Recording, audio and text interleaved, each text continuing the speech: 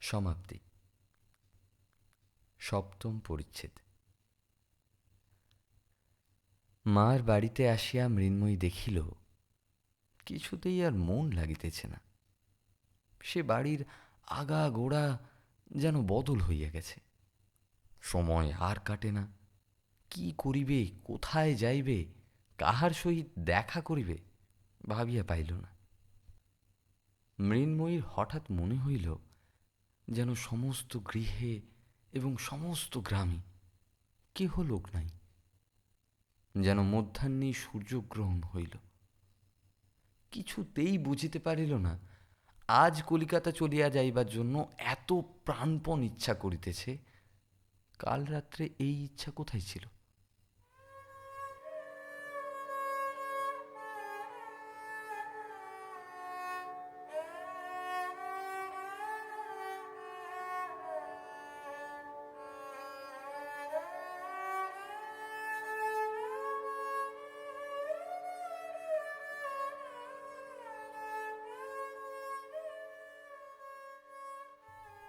কাল সে জানিত না যে জীবনের যে অংশ পরিহার করিয়া যাইবার জন্য এত মন কেমন করিতেছিল, তৎপূর্বেই তাহার সম্পূর্ণ স্বাদ পরিবর্তন হইয়া গিয়াছে।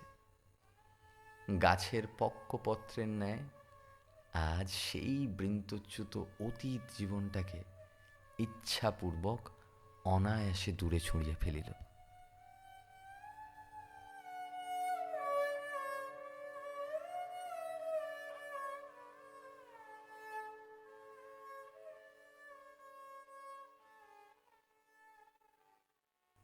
গল্পে শোনা যায় নিপুণ অস্ত্রকার এমন সূক্ষ্ম তরবারি নির্মাণ করিতে পারে যে তদ্বারা মানুষকে দ্বিখণ্ডিত করিলেও সে জানিতে পারে না। অবশেষে নাড়া দিলে দুই অর্ধখণ্ড ভিন্ন হইয়া যায়। বিধাতার তরবারি সেই রূপ সূক্ষ্ম। কখন তিনি মৃন্ময়ীর বাল্য ও যৌবনের মাঝখানে আঘাত করিয়াছিলেন সে জানিতে পারে নাই। আজ কেমন করিয়া নাড়া পাইয়া বাল্য অংশ যৌবন হইতে বিচ্যুত হইয়া পড়িল এবং মৃন্ময়ী বিস্মিত হইয়া ব্যথিত হইয়া চাহিয়া রহিল।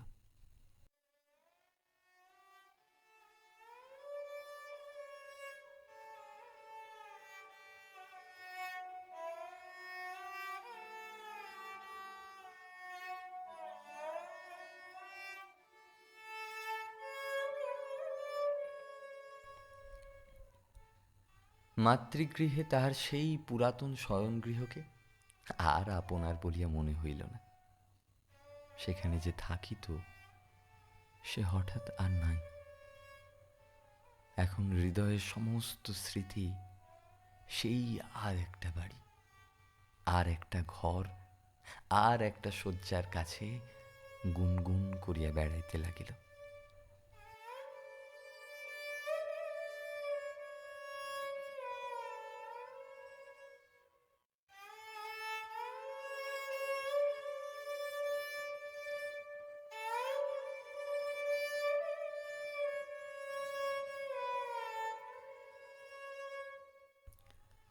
মৃন্ময়ীকে আর কেহ বাহিরে দেখিতে পাইল না।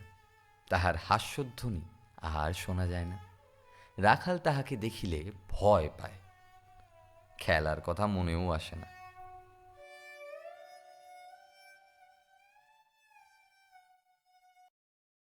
মৃন্ময়ী মাকে বলিল, মা, আমাকে শ্বশুর বাড়ি রেখে আয়।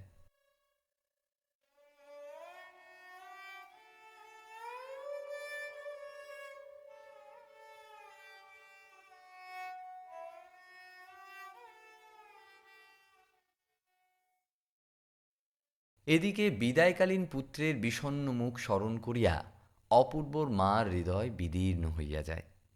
সে যে রাগ করিয়া বউকে বেহানের বাড়ি রাখিয়া আসিয়াছে ইহা তাহার মনে বড়ই বিধিতে লাগিল। হেনকালে একদিন মাথায় কাপড় দিয়া মৃন্ময়ী ম্লান মুখে শাশুড়ির পায়ের কাছে পড়িয়া প্রণাম করিল। শাশুড়ি তৎক্ষণাৎ ছল ছল নেত্রে তাহাকে বক্ষে চাপিয়া ধরিলেন। মুহূর্তের মধ্যে উভয়ের মিলন হইয়া গেল। শাশুড়ি বধূর মুখের দিকে চাহিয়া আশ্চর্য হইয়া গেলেন। সে মৃন্ময়ী আর নাই। এমন পরিবর্তন সাধারণত সকলের সম্ভব নয়। বৃহৎ পরিবর্তনের জন্য বৃহৎ বলের আবশ্যক। শাশুড়ি স্থির করিয়াছিলেন মৃন্ময়ীর দোষগুলি একটি একটি করিয়া সংশোধন করিবেন, কিন্তু আর একজন অদৃশ্য সংশোধনকর্তা একটি অজ্ঞাত সংক্ষেপ উপায় অবলম্বন করিয়া মৃন্ময়ীকে যেন নতুন জন্ম পরিগ্রহ করিয়া দিলেন।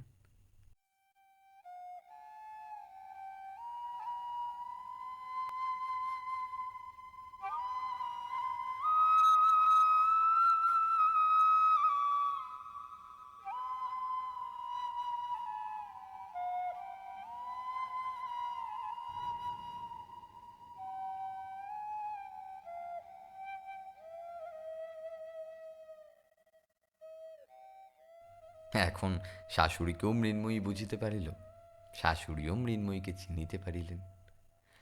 তরুর সহিত শাখা প্রশাখার যেরূপ মিল, সমস্ত ঘরকন্যা তেমনি পরস্পর অখণ্ড সম্মিলিত হইয়া গেল।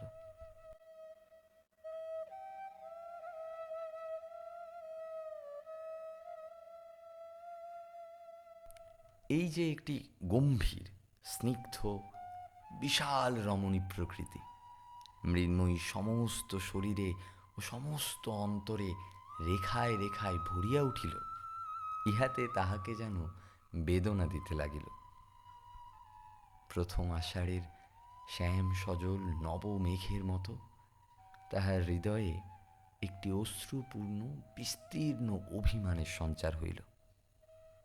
সেই অভিমান তাহার চোখের ছায়াময় সুদীর্ঘ পল্লবের উপর আর একটি গভীরতর ছায়া নিক্ষেপ করিল। সে মনে মনে বলিতে লাগিল, আমি আমাকে বুঝিতে পারি নাই বলিয়া তুমি আমাকে বুঝিলে না কেন? তুমি আমাকে শাস্তি দিলে না কেন? তোমার ইচ্ছানুসারে আমাকে চালনা করাইলে না কেন? আমি রাক্ষসী। যখন তোমার সঙ্গে কলিকাতা যাইতে চাহিলাম না, তুমি আমাকে জোর করিয়া ধরিয়া লইয়া গেলে না কেন? তুমি আমার কথা শুনিলে কেন? আমার অনুরোধ মানিলে কেন? আমার অবাধ্যতা সহিলে কেন?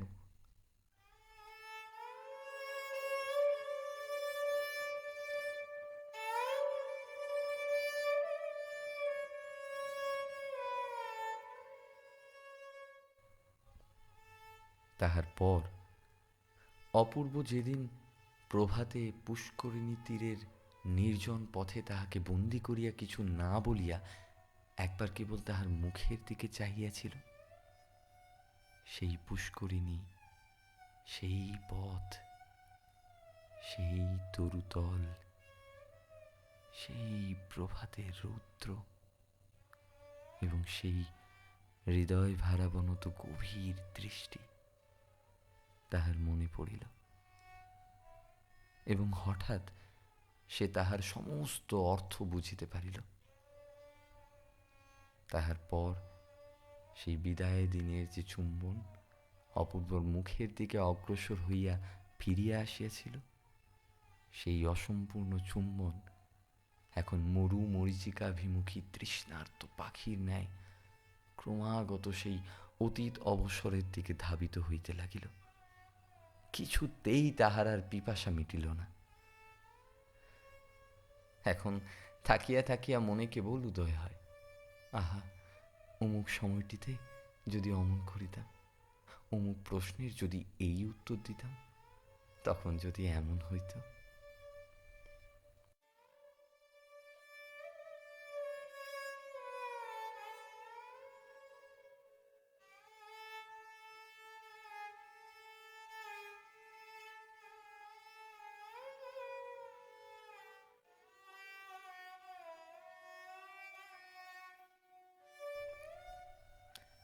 অপূর্বর মনে এই বলিয়া ক্ষোভ জন্মিয়াছিল যে মৃন্ময়ী আমার সম্পূর্ণ পরিচয় পায় নাই। মৃন্ময়ীও আজ বসিয়া বসিয়া ভাবে, তিনি আমাকে কি মনে করিলেন, কি বুঝিয়া গেলেন? অপূর্ব তাহাকে যে দুরন্ত, চপল, অবিবেচক, নির্বোধ বালিকা বলিয়া জানিল, পরিপূর্ণ হৃদয়ামৃত ধারায় প্রেম পিপাসা মিটাইতে সক্ষম রমণী বলিয়া পরিচয় পাইল না, ইহাতেই সে পরিতাপে, লজ্জায়, ধিক্কারে পীড়িত হইতে লাগিল। চুম্বনের এবং সোহাগের সে ঋণগুলি অপূর্বর মাথার বালিশের উপর পরিশোধ করিতে লাগিল। এমনিভাবে কয়দিন কাটিল।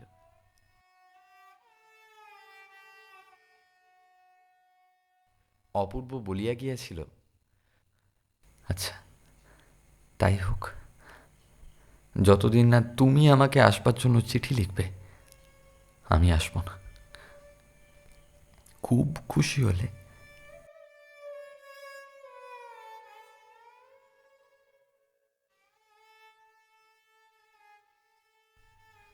মৃন্ময়ী তাহাই স্মরণ করিয়া একদিন ঘরের দ্বার রুদ্ধ করিয়া চিঠি লিখিতে বসিল।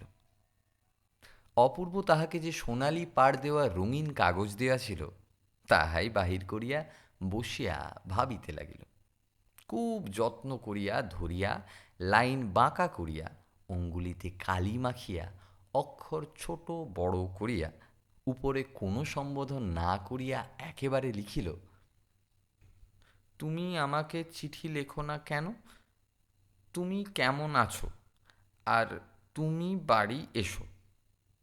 আর কি বলিবার আছে কিছুই ভাবিয়া পাইল না। আসল বক্তব্য কথা সবগুলি বলা হইয়া গেল বটে, কিন্তু মনুষ্য সমাজে মনের ভাব আর একটু বাহুল্য করিয়া প্রকাশ করা আবশ্যক। মৃন্ময়ীও তাহা বুঝিল। এই জন্য আরও অনেকক্ষণ ভাবিয়া ভাবিয়া আর কয়েকটি নূতন কথা যোগ করিয়া দিল। এইবার তুমি আমাকে চিঠি লিখো, আর কেমন আছো লিখো, আর বাড়ি এসো। মা ভালো আছেন, বিশু পুঁটি ভালো আছে, কাল আমাদের কালো গরুর বাছুর হয়েছে। এই বলিয়া চিঠি শেষ করিল। চিঠি লেফাফায় মুড়িয়া প্রত্যেক অক্ষরটির ওপর একটি ফোঁটা করিয়া মনের ভালোবাসা দিয়া লিখিল, শ্রীযুক্ত বাবু অপূর্ব কৃষ্ট রায়।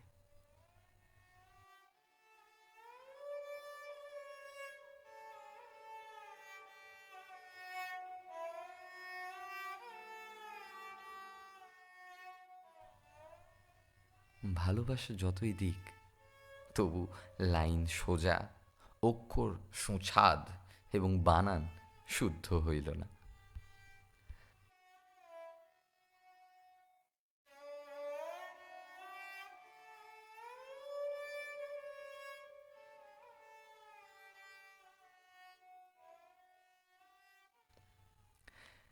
লেফাফায় নামটুকু ব্যতীত আরও যে কিছু লেখা আবশ্যক মৃন্ময়ীর তাহা জানা ছিল না। পাছে শাশুড়ি অথবা আর কাহারও দৃষ্টিপথে পড়ে, সেই লজ্জায় চিঠিখানি একটি বিশ্বস্ত দাসীর হাতে দিয়া ডাকে পাঠাইয়া দিল। বলা বাহুল্য, এ পত্রের কোনো ফল হইল না। অপূর্ব বাড়ি আসিল না।